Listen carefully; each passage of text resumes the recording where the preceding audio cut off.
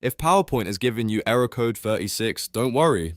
In this video, I'm going to walk you through a few simple fixes that usually solve the problem fast. This error can happen because of a bad add-in, a corrupted setting, or even an issue with the file path or file name itself. So instead of guessing, we're going to test the most common causes one by one. If this tutorial helps you out, make sure to hit the like button and subscribe for more quick tech fixes and software tutorials. Alright, let's jump right in. First, we're going to open PowerPoint in safe mode. This is a really useful quick check because safe mode starts PowerPoint without loading extra add-ins or custom settings that may be causing the error. To do this, press Windows and R on your keyboard to open the run box, then type powerpnt/safe and press enter.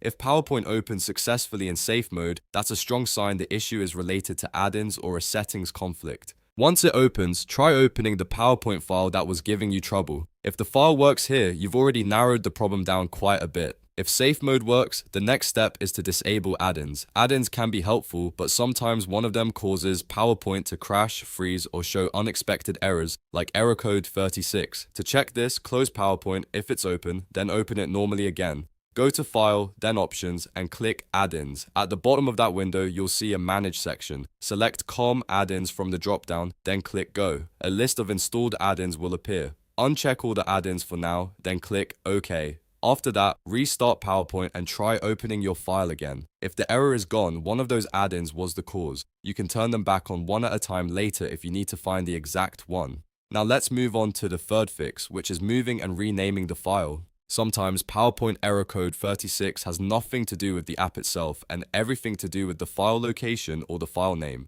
If the file is buried deep inside folders, stored in a synced cloud location, or has a very long name with special characters, PowerPoint may struggle to open it properly. To test this, find your PowerPoint file in File Explorer. Move it to a simple location, like your desktop or documents folder. Then rename the file to something short and easy, like ppt1.pptx.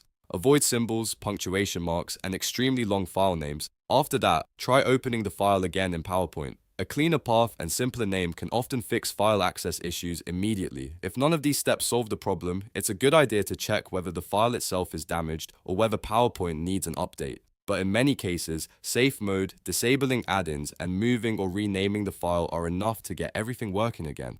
The key is to go step by step so you can identify whether the issue is caused by PowerPoint settings, third-party add-ins, or the file path itself. So to recap, first, open PowerPoint in safe mode using Windows plus R and powerpnt/safe.